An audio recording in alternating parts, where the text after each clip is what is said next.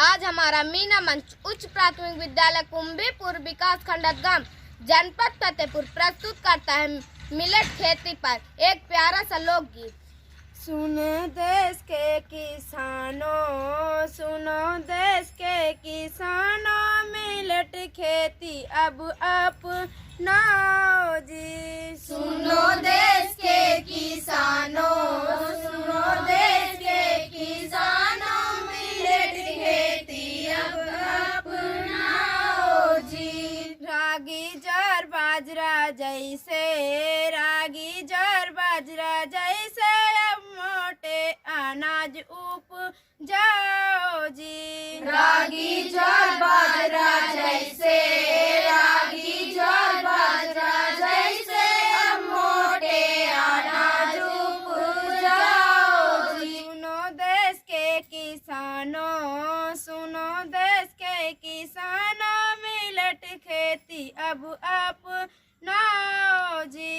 सुनो देश के किसानों, सुनो देश के किसानों, मिलेट खेती अब अपनाओ जी। रागी जर बाजरा जैसे, रागी जर बाजरा जैसे अब मोटे अनाज उपजाओ जी। रागी जर बाजरा जैसे, रागी जर बाजरा जैसे अब मोटे अनाज उपजाओ जी। सुनो देश के किसानों, सुनो देश के किसानों, मिलेट खेती अब अपनाओ जी। सुनो देश के किसानों, सुनो देश के किसानों, मिलेट खेती अब अपनाओ जी। ये अनाज होते पौष्टिक, ये अनाज होते पौष्टिक,